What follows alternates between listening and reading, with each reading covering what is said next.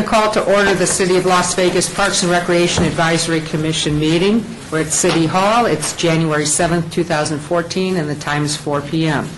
Call to order, please, with the roll call. Vice Chair Buckman?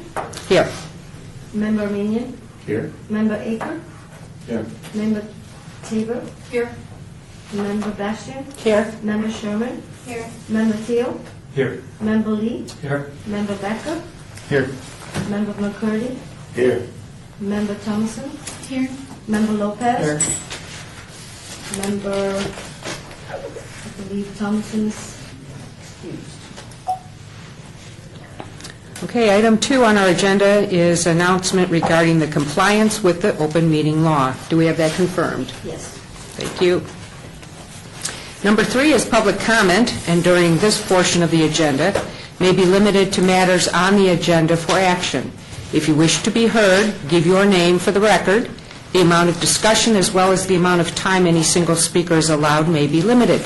Do we have anybody that wishes to address the commission at this time? Seeing none, we'll move on to item 4. This is for possible action to approve by reference the final minutes of the regular meeting, December 3rd, 2013. You've all received a copy, I hope, and we'll need a motion.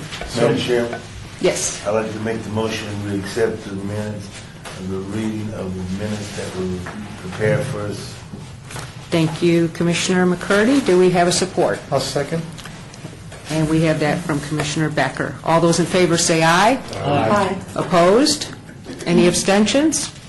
And that motion carries. Number 5 is the report and possible action for detention and enforcement regarding the park issues at city facilities and parks for all wards. Do we have that at this time? Madam Chair, I had the report, and I talked to Sergeant Donahue, who assured me he would be here, but I do not see him. Should we trail this item then? I think that's probably Best. Everybody else is here. Okay.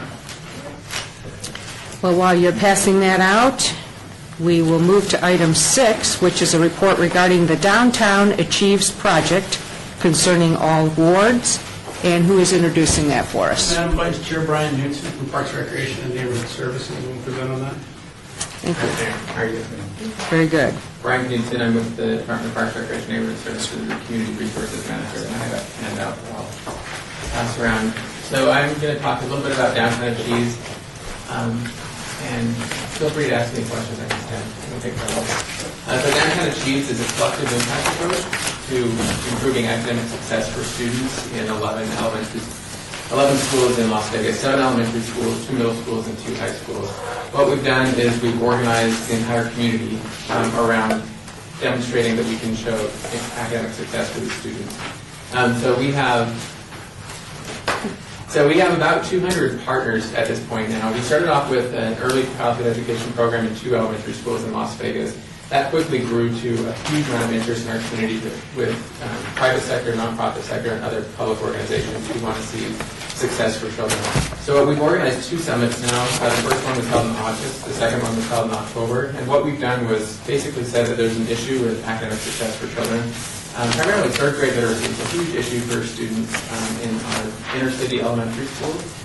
If you're not reading by third grade in some of our lower income schools, what happens is students tend to do poorly in middle school, and they drop out between 8th and 10th grade. That leads to our high school graduation and high school dropout rate here of about 50 to 60% in some of our inner city high schools. So we're working with Metro, we're working with the school district, we're working with the United Way, we're working with North Las Vegas and the county, and about, like I said, 200 other community partners to say, what is your role and what is your responsibility in making sure these students are successful? We're also working really closely with the Downtown Achieves principals to say you have a role and responsibility, the parents have a role and responsibility, the students have a role and responsibility, and we're working really closely with UNLV to document what those roles and responsibilities are so that we can establish lines of accountability and reporting out to the community. So we're about 6 months into it. An example of what Downtown Achieves is when we met with Downtown Achieves principals, they indicated that food was a major issue. That's why children aren't being successful here in our schools, is because they don't have enough food to eat. So we're starting to work with Three Square Food Bank to make sure that each of those schools has a food pantry in their school, so that not only children have access to food, but their families can come and pick up food from the school as well. That's something that Three Square does already. They just weren't aware that they could do it inside the schoolhouse. Another issue is transportation. So parents and principals were saying that transportation is a major issue. They weren't able to arrange for transportation for field trips, and so they weren't going on field trips. Or after-school programming, like a safety program, wasn't being utilized because parents didn't have access to transportation to pick up their child after the program ended. And so we went to the RTC and we said that academic success we can link directly to transportation. We need you at the table as well. So the RTC, our Regional Transportation Commission, is working with us to talk with the principals to find out what they can do to reroute buses around after-school programming, to make that a priority for them as well, or to provide bus passes for parents to get to job interviews, for example.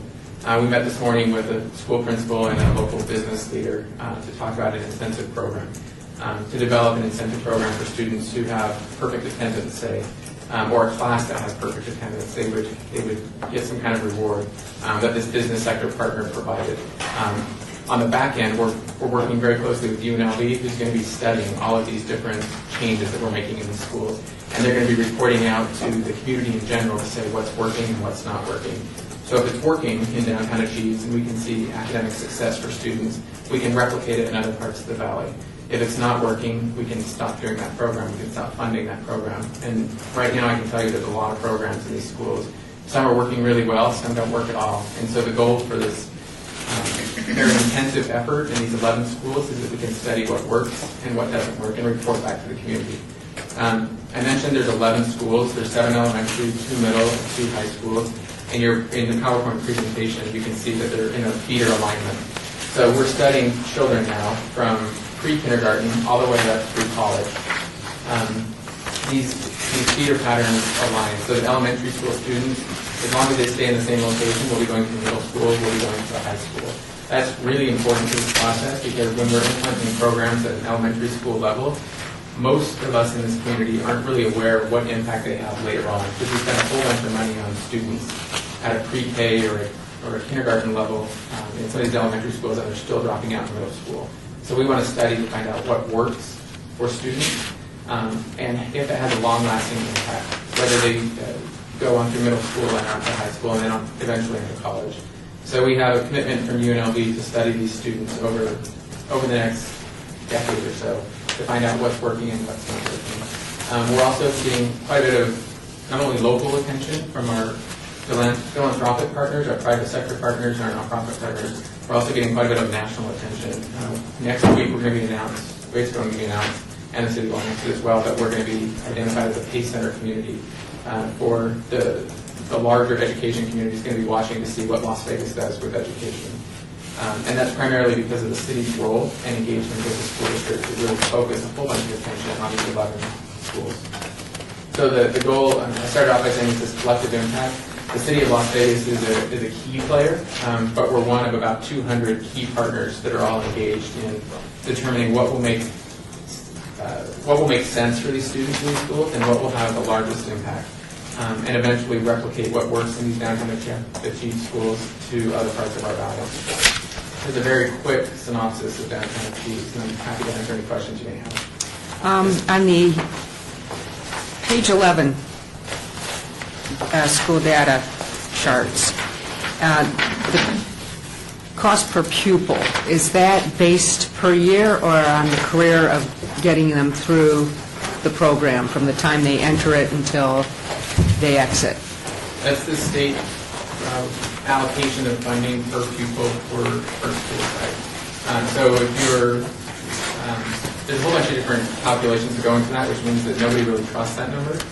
So that it's a complicated question with a very complicated answer. In simple terms, that's the dollar amount that when you pay your property taxes, it goes up to the state allocates a certain percentage towards education. That dollar figure represents the state's allocation of funding per pupil for education. So that dollar amount is per year. Per year, okay. So you're actually really putting a lot of effort both with programming and dollar amounts to support the programming into bringing these children into the, what would we What is the goal, to bring them into the, The goal is academic success for every student. What you'll find in these downtown achieving schools, and this is very common in other cities, this is not unique to Las Vegas, we're the same as everywhere else around the country. But in our inner city schools, we have very low performing schools. The school district would argue, and research would back up their argument, that poverty is the main indicator for their academic, or lack of success in academics. And so there's a whole bunch of different variables that impact whether a child is successful in school or not.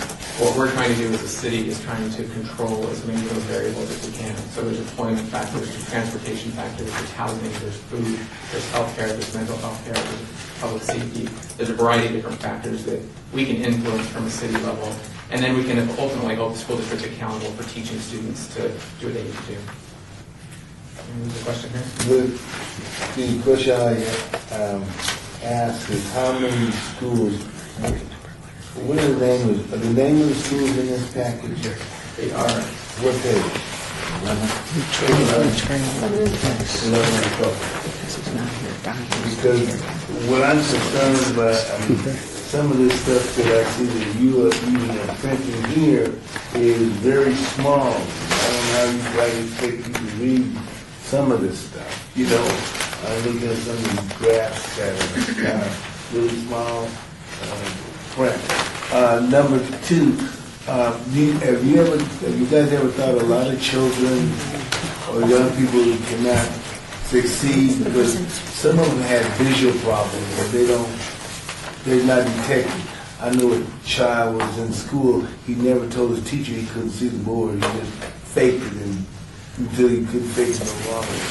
So maybe you need to get some partners to look at, visual care for children, especially, in the elementary school. Thank you. That'll definitely be an area that we focus on, both physical health care and mental health care for the children and their families. Commissioner Sherman. The question that I have is, in terms of the funding, what they do with 3 Square Food Bank, is any of the budget allocation from these downtown partners and representative groups, how does all that funding, budget allocation, and 3 Square tie in? Yeah, so Downtown Achieve is a concept, which means there isn't actually funding going into it. What it is a concept around taking existing resources and aligning them appropriately. So my experience, and everybody has a different experience, but my experience in talking with the principals is that oftentimes community partners will come in and provide a service or provide stuff. The school district may not need that. And so organizations, private nonprofit sector organizations are putting a whole bunch of money into what they think is impacting student success, but it actually has no impact at all. So, for example, a lot of teachers in my experience and in this Downtown Achieves effort came forward and said it's great that the community provides backpacks. A lot of times groups will put backpack programs together and they'll come and drop off supplies to teachers. And teachers are coming to me saying, we don't need supplies, we don't need more backpacks, we need Spanish translators, or we need a food pantry in our school, or we need extra buses. So what we're doing is taking existing resources that are already there. 3 Square already provides food. They have more than enough food. They don't have the distribution method. So we're trying to identify that distribution method for 3 Square. And that's an example. But the idea is to take existing resources and align them appropriately. How are the schools picked? And who picks them? We work really closely with the school district, the superintendent's office. We wanted to identify inner city schools that are close to downtown Achieves. And we wanted to make sure they were in a feeder pattern. So that in those 7 elementary schools, they roll up to 2 middle schools, they roll up to 2 high schools. So we can track what we do at a preschool level all the way up through college. I have a question about tracking. Are you doing any pre- and post-testing? And there's one measurement, the 40 developmental habits. It's been around for a long time, that discuss what kind of outlines, risk factors for kids have you utilized, or what tool are you utilizing to do a pre and post, if you are?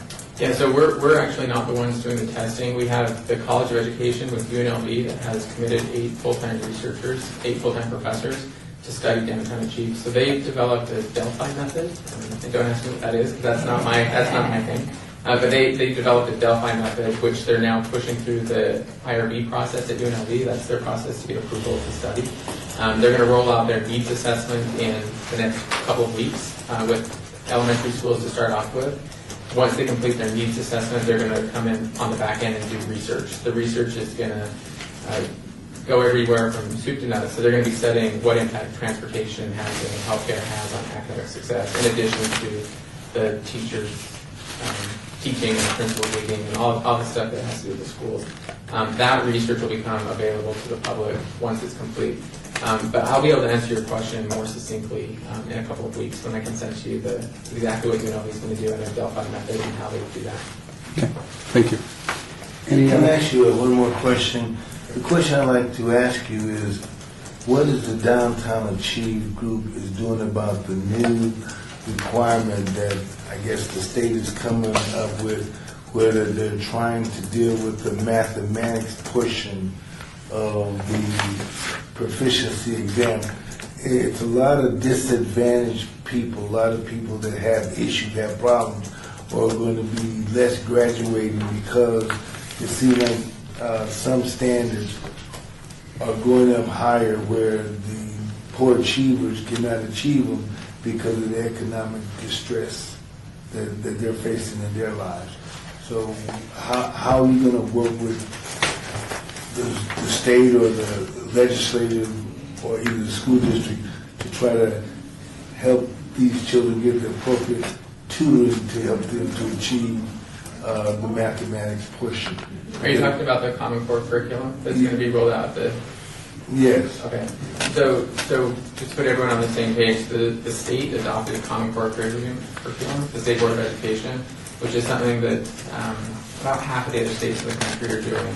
What it does is establish this Common Core standards across the country, and it's established expectations for children. It's much more stringent than what we're used to. Right. And so children coming into kindergarten now are maybe expected to know letters and numbers, potentially write their name.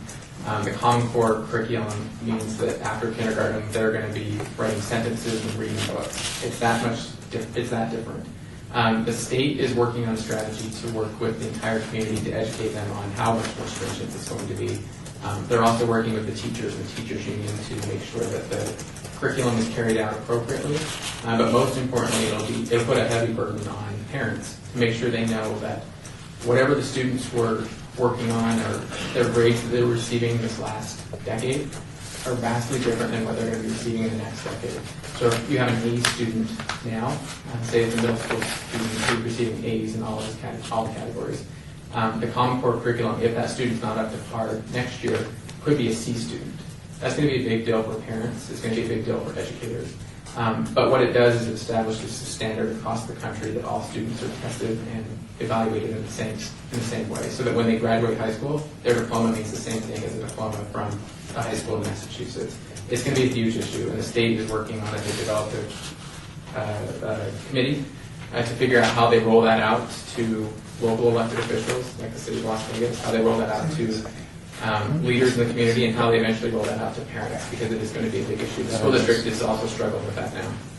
Because the main issue, and I'll be through with that, the main issue when you deal with a disadvantaged, a low-income family, the parents have not half the time received a formal education, and half of them are dropouts.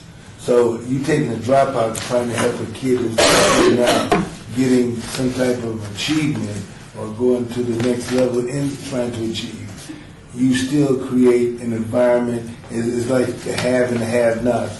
The have can have everything because they got all the resources. The have-nots can have nothing because of the fact that they come from an economically disadvantaged family or situation. So I think that when people go to do this, they're creating a society that is not going to be able to make it to the next level because of the simple fact of prior generations. And that's something that we struggled with, as has the rest of the country. So there's a lot of work to do on everybody's end. Thank you. I just have one more question, Brian. What year with Parks and Recreation? Yes. And how does this meet the mission? For Parks and Recreation? Yes. So I worked in the city manager's office, and the city council adopted a priority for third grade literacy and high school graduation. They adopted that priority 2.5 years ago. When we were developing programs in the manager's office to meet the priorities of the city council, we found that a lot of the programs offered in Parks and Recreation had overlap. So, for example, Safety is a prime example. We work with thousands of children every single day after school. Community centers are another great example. We work with thousands of children in community centers. What we find is that students who have more access to academic learning do better. And so the goal from my perspective in the manager's office was to link academic learning to Parks and Recreation. Now that I'm in the Department of Parks and Recreation, there's opportunity for linking those programs and services to a greater extent. So we're piloting programs in Safety. We're looking at community centers in a different way. Is there opportunity to do summer camps when we're now going to track break programs for the school district? So there's a huge amount of investment in Parks and Recreation and the recreation services, but the amount of time that we spend with children is a great opportunity for academic learning as well. And the school district and the city already partner in a variety of different ways. This is just an additional way to do that. Thank you. Chair White? Yes. Brian, I'm really interested in the whole success of academics for our kids in this community, and there could be some other board members here as well. So what could you suggest to us that we could do to help promote or sustain or participate in the downtown achievement? There's a couple of different ways, and I assume I can get your email addresses if that's a good way to contact you. But we have a website, so it's downtownachieves.org. So I'd encourage you to look that up. There's opportunity to connect with us that way. We're also on Twitter and Facebook. Twitter and Facebook have been incredibly important because I mentioned that we're receiving national attention. So a lot of those national organizations are watching what happens on Twitter and Facebook. So they watch the tweets and they actually call us and say, we want to come out and help you. And we've experienced that already. We have several national organizations that are pulling consultants out to help us. They want us to be successful. The rest of the country wants Nevada to be successful. So actually following us on Downtown Achieves Facebook pages and Twitter posts is really helpful. Also, we're going to be engaging the broader community in engaging, let's see, the best way to say this is we engaged the broader community last year. This year we're going to be focusing on collecting the teacher's voice and collecting the voice of parents. And so if anyone is interested in serving in a voluntary capacity on a teacher's committee and then a parent committee, I would gladly take the support. We have a meeting on January 23rd at 4:00 p.m. in the mayor's conference room. If you're interested, I'll leave a business card. I don't have enough for everyone, but if you're interested, please feel free to give me a call or email me. What we'll be doing is we'll be planning out over the next 4 or 5 months the strategy that we'll take to engage teachers in the process and the strategy we'll take to engage parents in the process. The teacher leaders from these Downtown Achieve schools will be helping that. They'll be helping us figure out what works with teachers, what doesn't work. So anyone who's interested in supporting those efforts, I'd gladly take your participation. Thank you very much. Any more questions from the commissioners for Brian? Having no more questions, thank you very much. Appreciate it. Thanks, Ron. Okay, we will move on to number 7.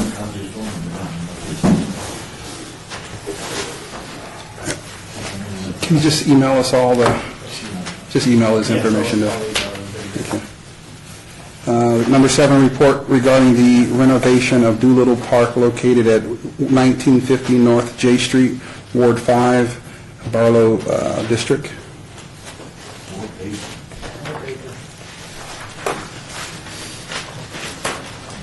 Hello, I'm Mike Harcourt with Parks and Rec and Neighborhood Services, and here to just give you an update on the CIP project at Doolittle Community Center, Doolittle Park, located right at Doolittle campus there. The project has got a little delayed with the government shutdown, and they were scrambling. They had to close all architect folders with that. They just couldn't, no one could work on it during that time, as it's really funded by the federal government, so they had to close all that. So now it's back to, we'll probably get started a little bit later in February, and hopefully will be completed in August of this year. It's only going to be a 6-7 month project.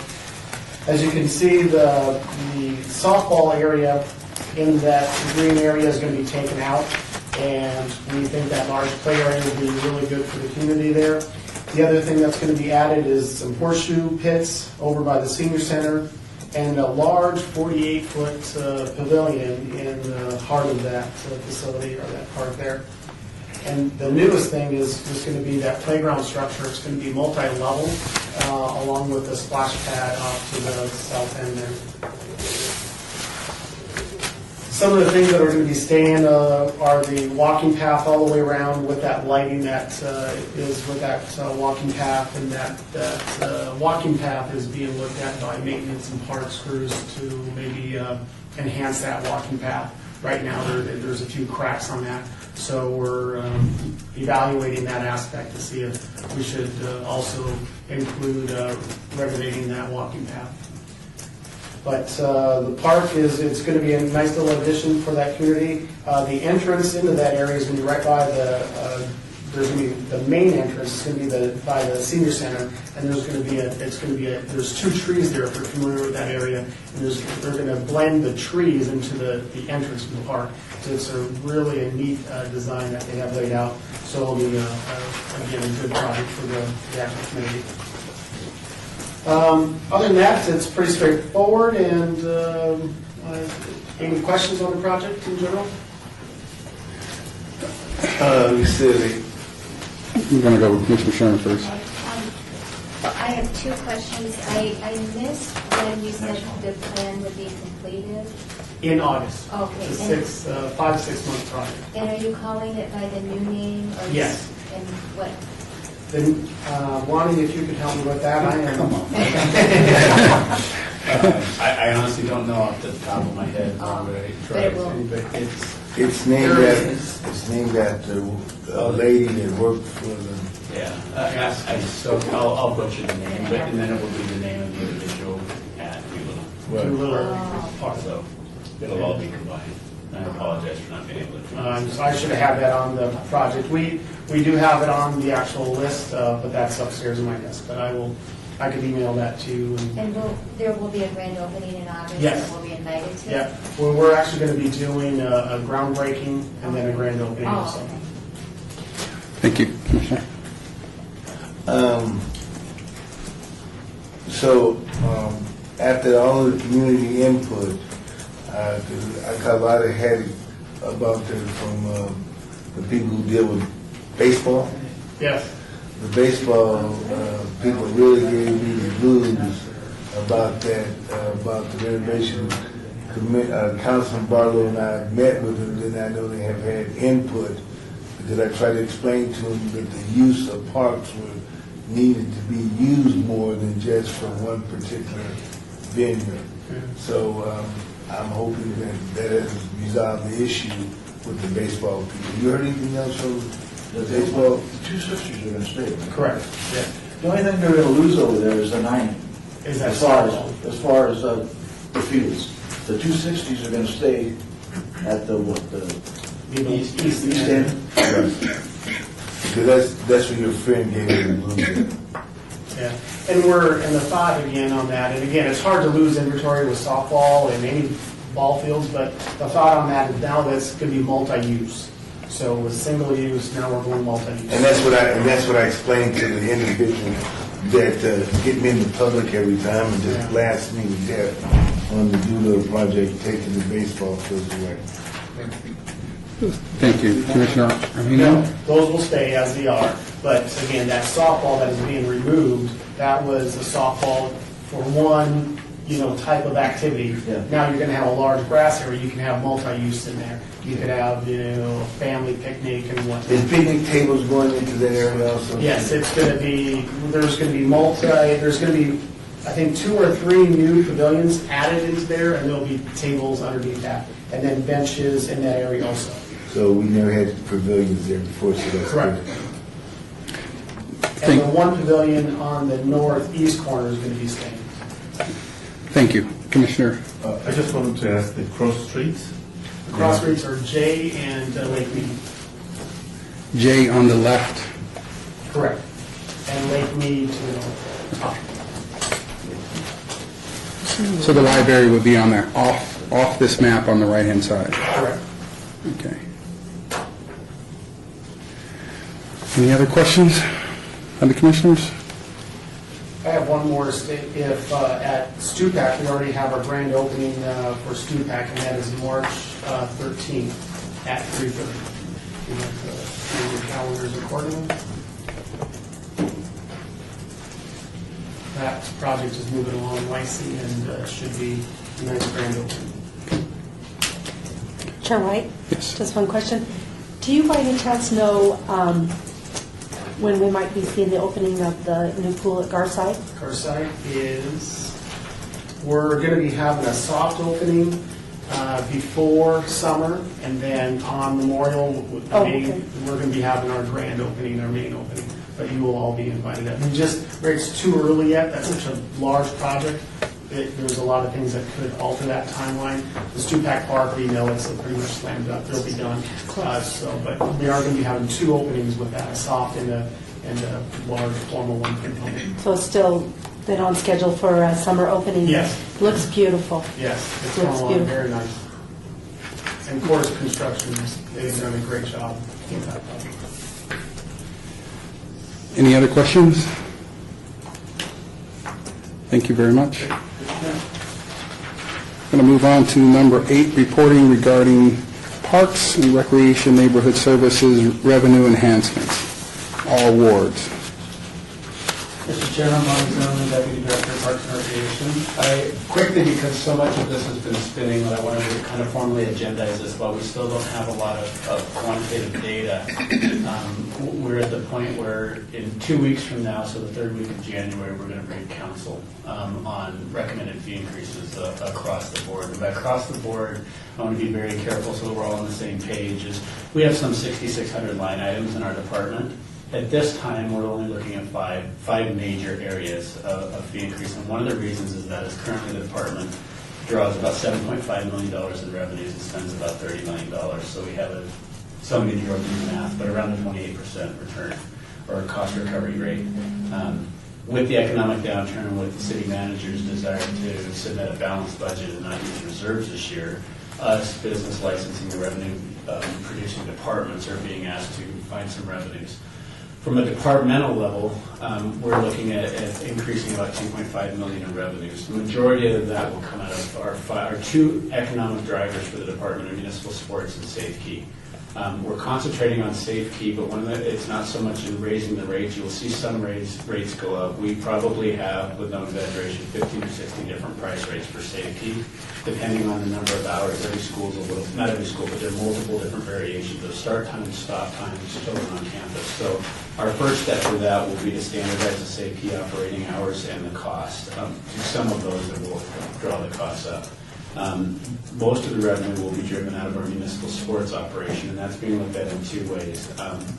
Ralston was kind enough to carry a lot of our tournament conversation on Channel 3's Nightly News for a while, but in sports, we have about 21% of our hours as tournament hours, and about 79% of our hours are what we call allocation or typical league play, practice play. We're structuring the tournament pricing right now, and we have recommendations, and I'll be able to come back probably in 60 days with the exact numbers once we land all the planes and have briefed the council. But we're looking at the tournament hours on one hand, and then we have about 150,000 hours a year, which are our allocation hours, which right now are about $3 an hour, so we're looking to increase that. We're hoping in our efforts that we'll drive over $1 million of our revenue enhancements out of all of our sports-related or field-related activities. The other areas that we're looking at in our phase one are obviously SafeKey. I don't think you will see large increases to the SafeKey program, but more of a standardization which could raise some of the rates of the individuals. Our facilities and park rentals, and when we talk about that, we're really looking at, when we talk about a facility rental, our cost of our gymnasiums. When a third-party group comes in or AAU basketball comes in and runs a large tournament, what the cost of our gymnasiums are. Another thing that kind of plagues the department is the fact that we have differential pricing and not intentionally. Historically, different gyms in different neighborhoods are different costs. So we don't have a tournament provider might pay $25 an hour for a gym in one area and rent the exact same footprint of a gym in another area for $15. So we're both standardizing those and then looking at very much like a sports field. If a third party is coming in and running a national basketball tournament and making a few $100,000, we want to make sure that we're at least covering the cost within the department of providing that facility. The fourth area, and with that, is also our picnic and our picnic pavilions and event rental space in the park. So when you look at our picnic pavilions and or our kind of special event areas, we're looking at a baseline price of those. And one of the recommendations is right now we do it by number of people. And once you've done business with us one time, if you know that from 0 to 50 is one price and 50 to 100 is another price, every event that's registered with us is 49 people. And then it's incumbent upon us is to go out and count people if we want to do that. And one of the thoughts is historically, but in the past we always thought, well, we'll do it by hour and by people because maybe there'll be an afternoon rental. The reality is we don't have the same picnic pavilion twice in a day, so we're looking at an all-day rate. People would pay for that exclusivity. I think one of the things that we will brief the council on, we try to remember, if Commissioner Akers and I right now want exclusivity, we want a picnic pavilion for 20 children, we can pay for that. But if folks don't want to pay, the reality is if we go to Lorenzi Park right now, there's a chance we could get to our desired picnic pavilion. But there's also a chance if we're choosing not to pay that we can find another pavilion that's not being occupied. So by and large, other than in May and late September, October, our picnic pavilions are very, very busy. But by and large, there's always availability for those who don't want to pay and or can't pay to find space. So you're really paying, if you're paying for a picnic pavilion, for the exclusivity of using it and taking it out of the public service.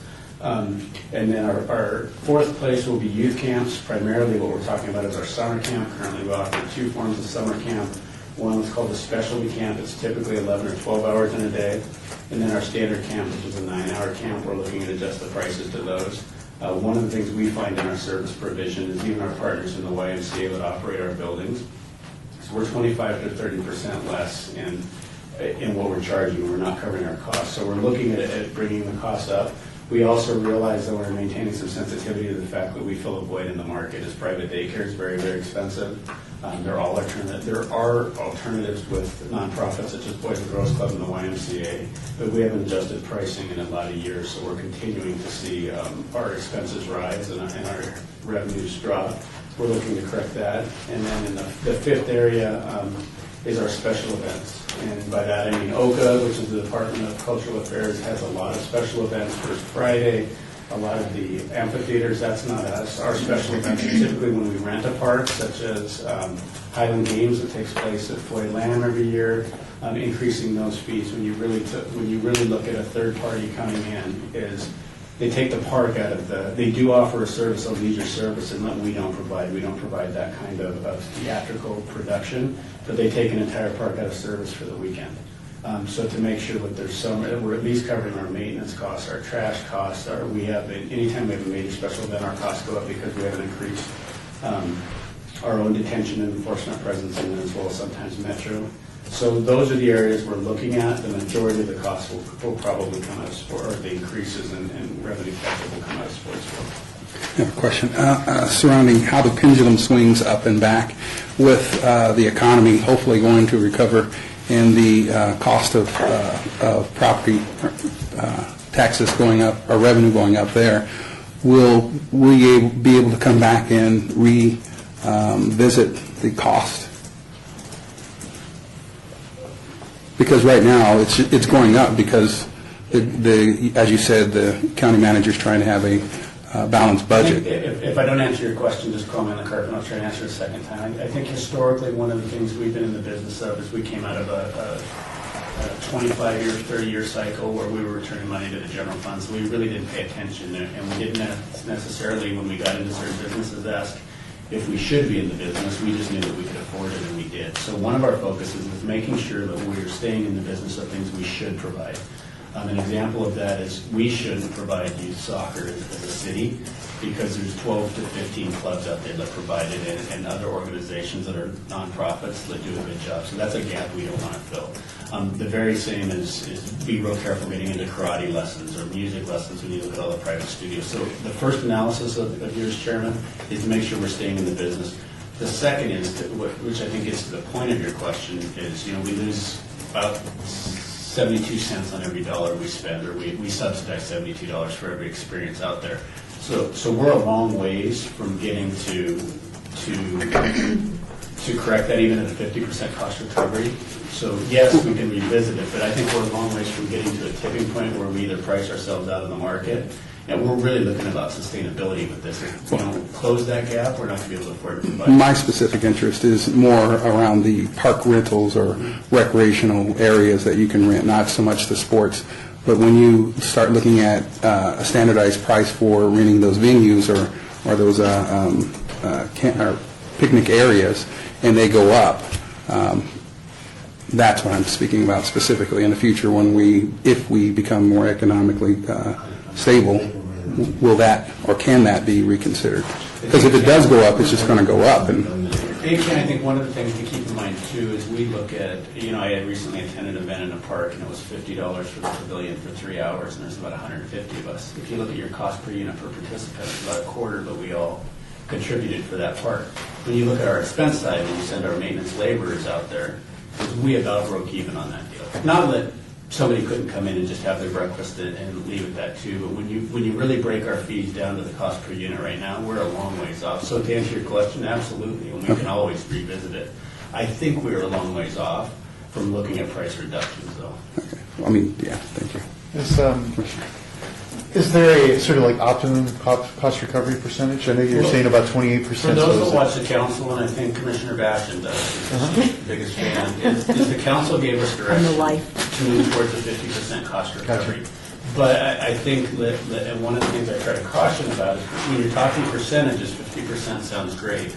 But when you look at what that really means to, if you look at a sports field right now, it's either $15, $30, or $3 an hour with our menu. So no matter how you look at that, the actual cost on that against programming hours is to be 100% cost recovery is about $72.50 if you build in the lighting costs and all that, or $80 with lights. So while it sounds good to build it at 50% be your minimum, if we go from $3, which is roughly 6% of our total cost recovery, you grab that 50% it's somewhere in the $35, $40.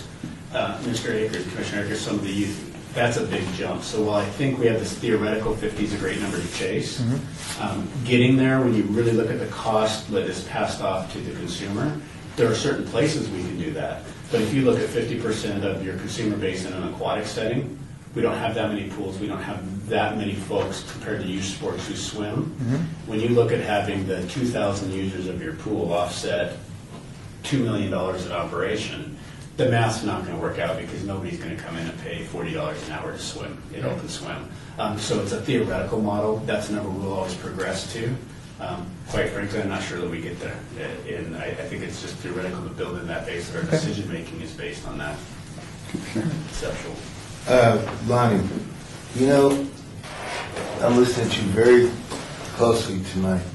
The council or the city manager's office want to be able to balance the budget in most every department in the city. But by the same token, and I'm listening to Safe Key, Ward 5, Ward 3, part of Ward 1, those wards are the most economically depressed wards in the whole city of Las Vegas. If you go in and mess with, and especially in Ward 5, portions of Ward 5, the predominantly old West Las Vegas, West Side we call it. The unemployment rate is so horrendous in that particular part of the city and in Ward 3.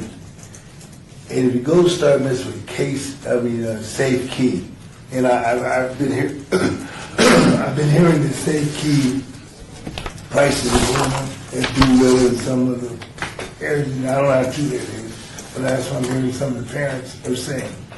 But if we mess with those particular areas in Safe Key, that's going to cause greater problems when we say, in one hand, we want to see downtown children or children in the downtown areas, downtown group, go and mess with the Safe Key money.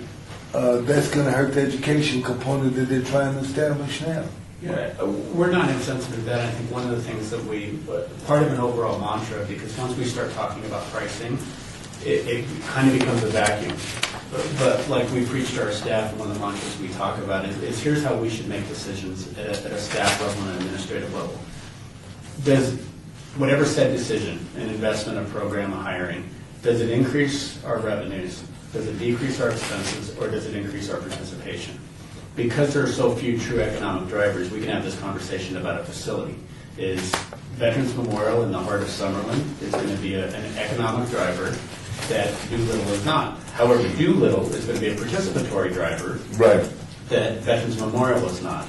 So while we talk about money and we use the big engines to subsidize the smaller engines, a Doolittle, a Dula, a Chuck Vinker, and an East Las Vegas, those are going to be the drivers. While we still pay attention to revenues and a return, what you're going to see at a high level is that we expect a 40% return or a 50% return at veterans to subsidize the returns that we're not getting at other places. But what is judged on and what our lower economic would be is the participation numbers. And this is just the truth. If you walk in Doolittle at 6 o'clock tonight, it is an absolute, it's Disneyland. The entire community is running around over there because it's truly a neighborhood hub.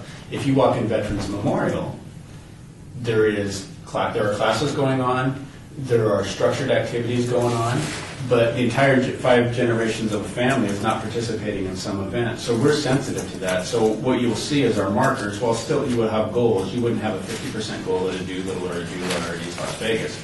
You may have a 20% goal in your cost recovery, but your participatory goals are going to be at 80% of your capacity because you actually have in those communities a different function.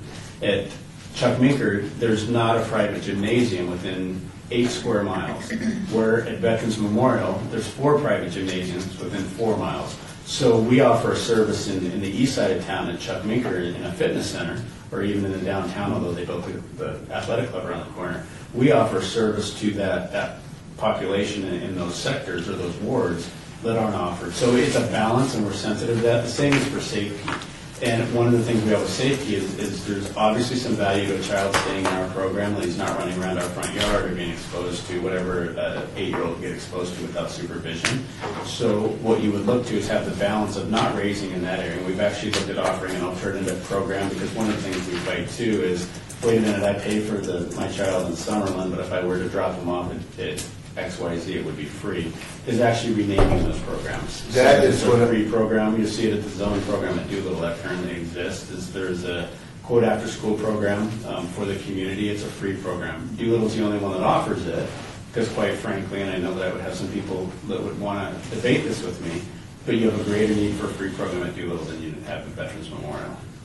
And that was, I was just getting ready to say, what I found as I'm visiting all of the areas and serving on the many boards I serve on, that it has always been historical, even when I worked in the city manager's office here, that a lot of things, West Las Vegas and the core area in Ward 1, 3, and 5 always kind of took care of everything.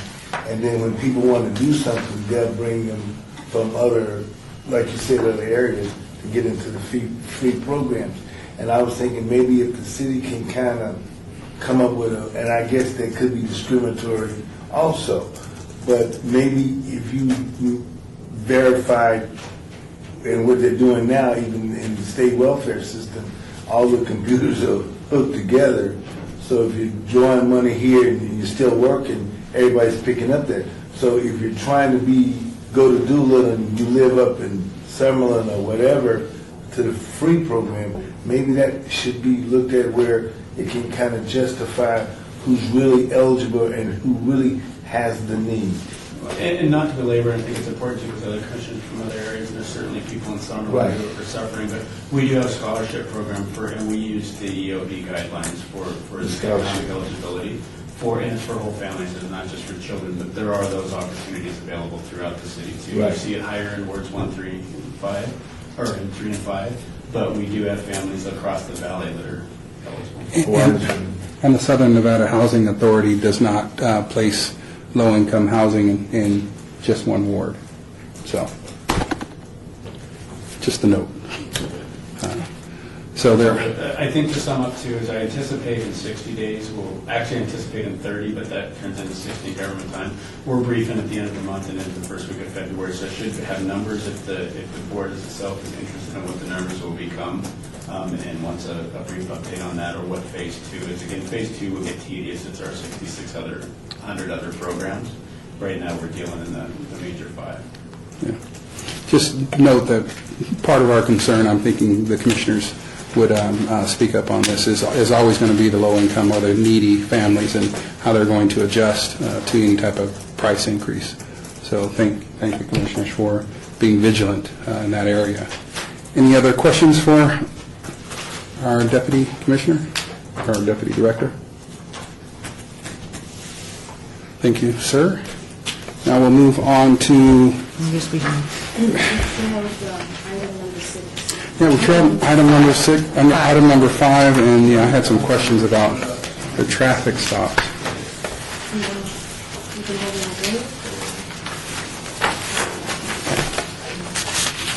You want to hold it in there? Yeah, let's hold, well, what do we got to do? What do we need to do? Okay, we'll move to hold number 5 in abeyance. We have to take a... Yes. Mr. Chairman? Yes. I like, can I make the motion that we have the marshal to be here next month? Yeah, just for the record, I confirmed with Sergeant Donahue yesterday that he would be in attendance, so I haven't got any text messages or emails, but I assumed something come up if he wasn't here. To the February meeting. Mr. Chairman? Yes. I'd like to make the motion that we trail this item forward to the February meeting to hear from enforcement in reference to this report that they submitted this month. Motion has been made I second it. and seconded. Any discussion? Hearing no discussion, all in favor? Aye. All opposed? Ayes have it. We are moving that in advance. Okay, moving on to item number 9, and also welcoming Commissioner Tabor. Sorry. Tabor. Can you let us know what ward you're from and welcome? Thank you very much. My name is Amy Tabor. I live in Ward 1. And a lot of volunteer work in the city of Las Vegas. Glad to be here. Oh, welcome aboard. Welcome aboard. You're amongst some pretty savvy commissioners, and we welcome you and challenge you to find an issue that you can sink your teeth into and bring it to the table. Right. And we'll go to number 9, citizens' participation. Public comment during this portion of the agenda must be limited to matters within the jurisdiction of the commission. No subject may be acted upon by the commission unless the subject is on the agenda and is scheduled for action. If you wish to be heard, give your name for the record. The amount of discussion on any single subject, as well as the amount of time any single speaker is allowed, may be limited. Is there anyone here? Mr. Chairman? Yes. In reference to a request that I had last month, in reference to the West Middle School and the relationship between the city of Las Vegas, I requested for Mr. Collins, Gene Collins, also Coach Joyce, I could not find her last name, to contact you, so we could have got that on the agenda. But I guess nobody contacted, nobody. I sent an email, I think 3 days post last, just giving the outline, the date, and the relationship with the city. And that was I copied all the board, and that was the last I had heard of the issue. Right, because I just really want to know the relationship between the city of Las Vegas and that. But can I introduce the guest that I have with me today? Is this the appropriate place? Yes, the citizens' participation, yes. Yes. I'm very happy to have the senator from the Community College of Southern Nevada. He ran for vice president of the Community College, and he lost by 1 vote. His name happened to be William O'Neill McCurdy II, my son. And I'm trying to take him around to some of the meetings and some of the boards that I sit on, so he actually knows what his father done in his lifetime. So I'm just happy to have my son here. And he has a son called William McCurdy III. So I'm hoping that the McCurdys be around for a long time. Welcome. Would you like to say anything? On behalf of the West Charleston campus, I'm just honored and pleased to see that we're making innovative steps, and we have a lot of interest within, the city. And I think that it's a good thing that you all are doing, and I like to see the participation, and I'm just interested in becoming maybe a future member myself, or being able to add input or different ideas from a different aspect of life. So thank you for these few words, and thanks for having me.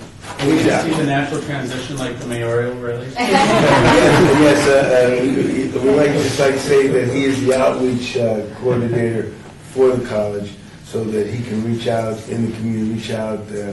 He's happened to be involved with North Las Vegas Mayor Lee, has kind of taken a liking to him. Mayor Goodman, she kind of likes him, so he has some possibilities.